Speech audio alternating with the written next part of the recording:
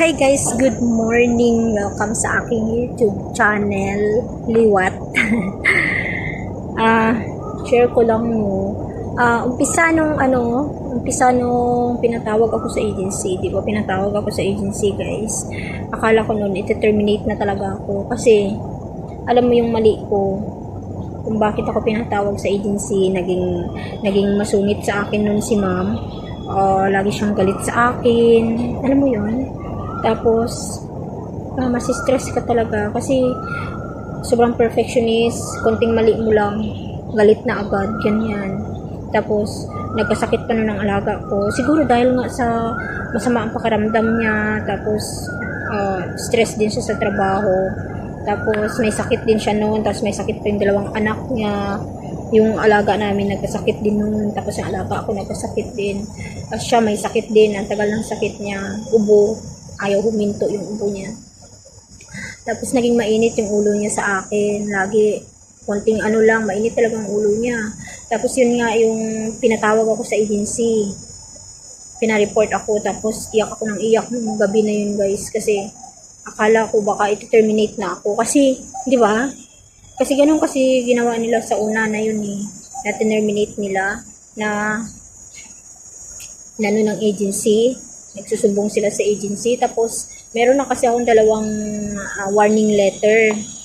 Kaya, yun, nakala ko talaga. Kasi kung baka i-terminate na nila talaga ako. Kaya, wala lang. Hindi ko lang mapigilan umiyak.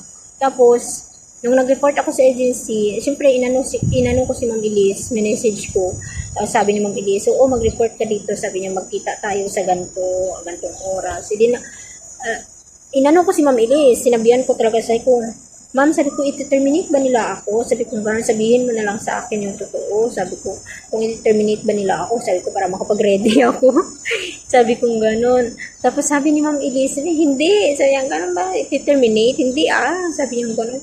Ayun, parang, alam mo yun, parang nabuhayan ako ng loob. Tapos, simula nun, lagi na akong nanonood ng mga vlog about sa mga nate-terminate, sumali ako sa mga groups na about sa mga terminate, mga break contract, kanyan. Sumasali na ako sa mga group na yan, nag-search ako ng mga agency na maa-applyan dito in case, di ba?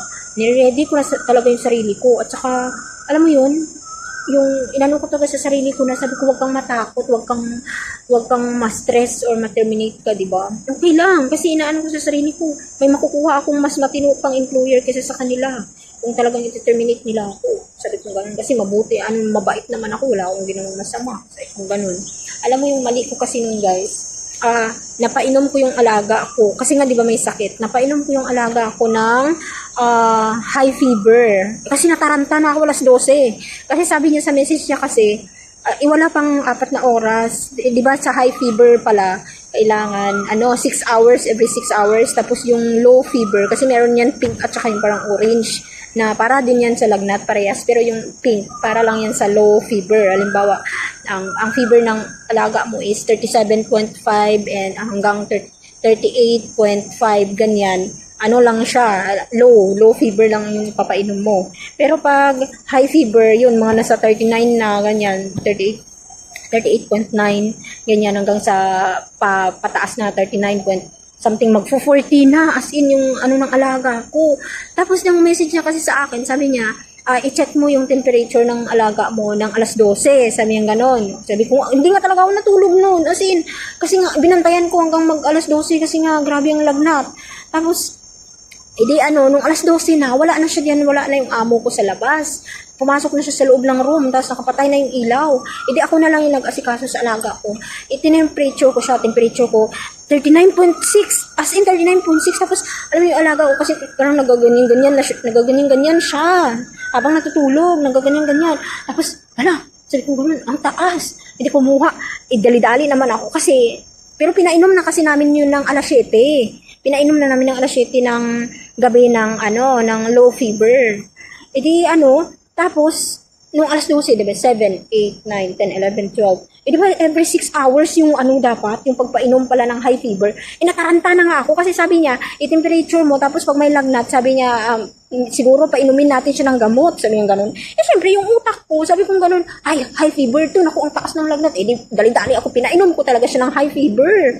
O, pinainom ko ng high fever yung alaga ko. Tapos, nung maya-maya, parang narinig ni si Rona, kumikilos ako doon sa, sa table, lumabas siya.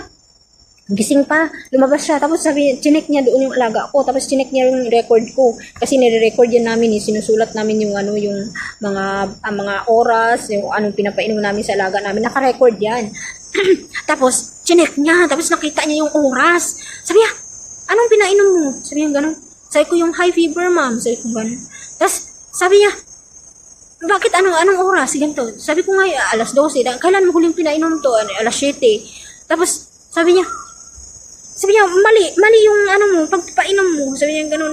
Gusto mo bang mamatay yung anak ko? Sabi niya, grabe yung ano, galit na galit siya.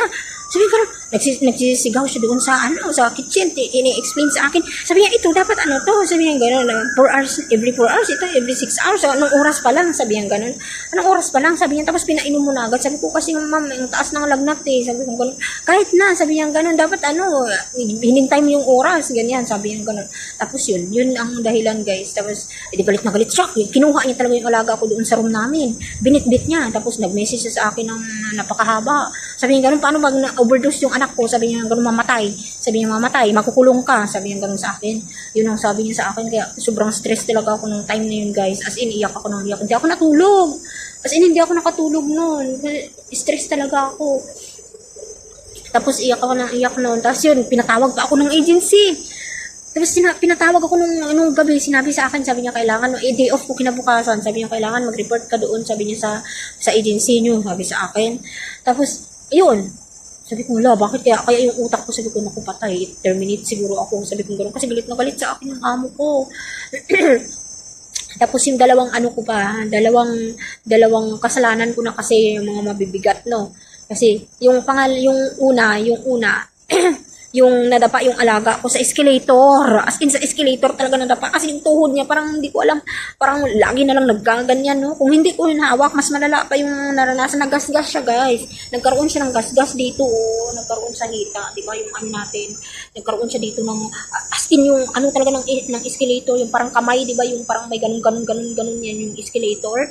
Tapos yung pag ganun namin, umano siya doon, lumuhod yung isang tuhod niya, parang gumanon doon sa ano, kasi nga sobrang kulit yung alaga ko. Eh buti nga hawak ko siya, diba? Hawak ko siya sa kamay. Eh yung pag ganon niya, nataas ko kaagad siya. Kaya yung parang gas-gas dito na, ano, yung ano ng kamay, yung parang gumanon yung ano, limang guhit na ganon.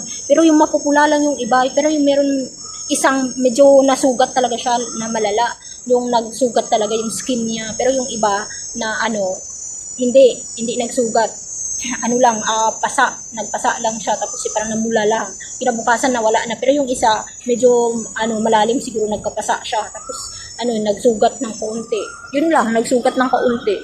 Pero syempre yun, grabe ka ba ako nun? Kasi pagdating sa bahay, pinicturan ka agad ng tita niya. Tapos nagsumbong ka agad, ano nangyari dito? Edi, todo sermon na naman ako yun. Tapos yung nilalagay nila sa ano ko guys, nilalagay nila yun sa akin mga warning letter. Kaya yun, sabi yung gano'n, ano daw, hindi ko daw kayang alagaan yung anak nila, ganyan. Oo. Ay, naku. Sobrang kulit yan guys. At saka sobrang hyper kasi ng alaga ako. Sobrang hyper. Ako'y pagod na pagod palagi dyan.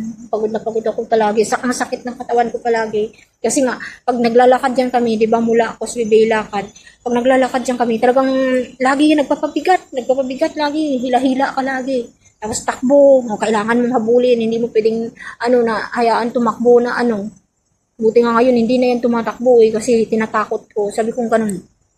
Sige, tumakbo ka dyan. Sabi ko maya-maya, may biglang humila sa'yo dyan. Sabi ko, biglang humila sa'yo dyan mamaya. Sabi ko ganun, wala na, hindi na kita makukuha. Sabi ko, nawala ka na, kinuha ka na ng masamang tao dyan. Sabi ko, kaya hindi na yan siya nagtatakbo lagi nang nakahawak ng kamay sa akin. Pero dati, nung hindi ko pa siya kayang kontrolin, na bago pa lang ako, naku, grabe, ako'y takbo ng takbo din palagi. Oo, grabe talaga mga naranasan ko dito guys. Kaya, dalang-dala na talaga ako. Alam mo yun, yung dati lagi akong almusal sa McDo.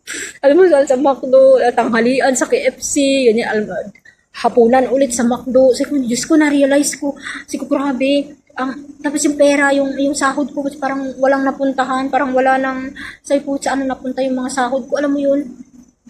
Tapos hindi ko talaga kada off ko talaga, hindi ko talaga maiwasan na bumili.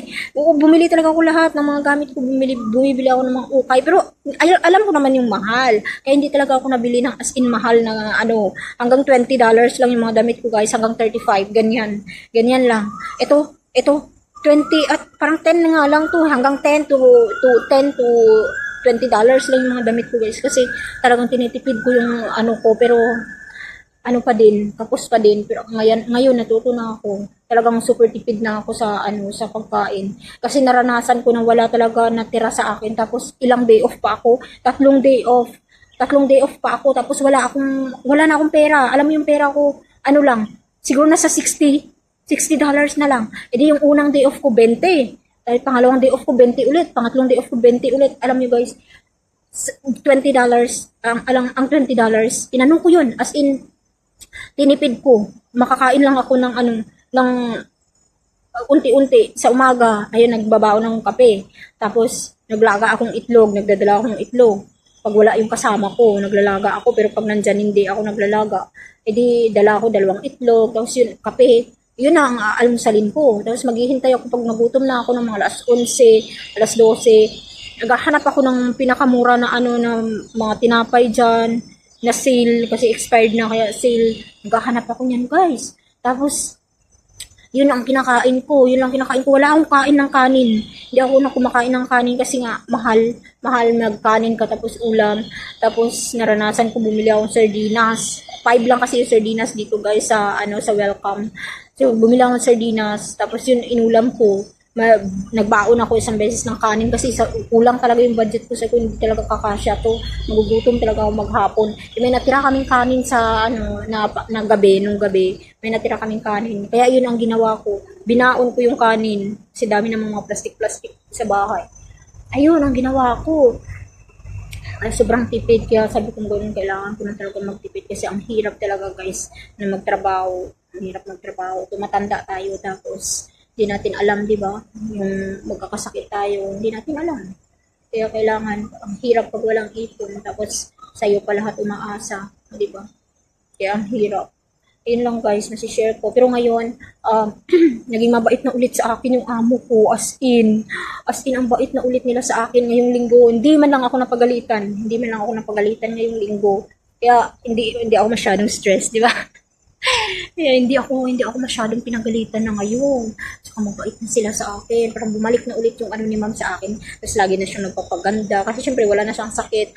Wala na rin sakit yung mga anak niya. Magaling na. Tsaka, ay Diyos ko, pasalamat talaga ako. Kasi, magaling na nga yung alaga ko. Sobrang kulit na ulit. Alam mo yun yung hanggat hindi pa gumagaling yung alaga ko, yung utak ko, Diyos ko, sabi ko ba, paano kung na-overdose siya, na-overdose na sakit. Ay, nang gamot ba na yun? Pero, pumunta kami sa doktor, tapos in-explain, sinulat talaga nila yung oras ng pagbigay ko ng gamot. Yung oras ng pagbigay ko ng gamot, tapos yung binigyan ko ulit ng isang gamot. In-explain ng doktor. Sabi niya, no. Sabi naman ng doktor, hindi daw yun delikado kasi okay pa naman daw yun kasi mataas nga yung lagnat. Kaya, ayun, parang naging na sila. Hindi na ako natakot kasi sinabi ng doktor na naintindihan ko naman kahit kasi nagsabi siya na ay pinakita yung sulat na ganun yung oras ng pagbigay ko. Kaya yun guys, ay nako, sobrang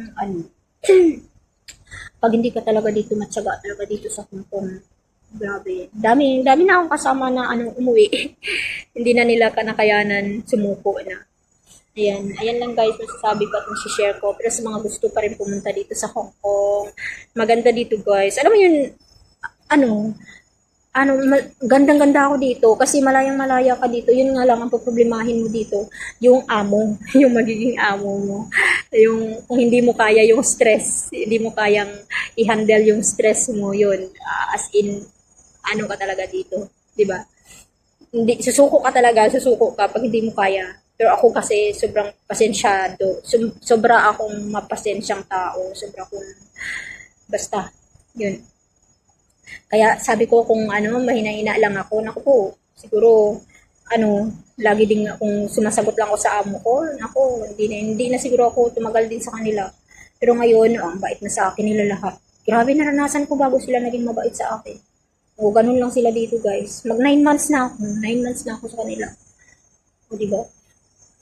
Kahit parang kailan lang. Dito ako sa park, guys. Ayan. O, tingnan nyo. Ayan. Ayan yung building namin. Dito lang ako. Tingnan nyo. May nag-exercise. Ayan, pupunta ako sa... Ayan, diba? Pupunta muna ako ng City Plaza siguro. Kasi malamig doon sa Iyon. Pupunta ako doon para makaupo. Sana hindi masyadong mainit ngayon. Pero, yeah, thank you so much. Sana may natutunan kayo sa aking mga kadaldalan. Bye-bye. God bless.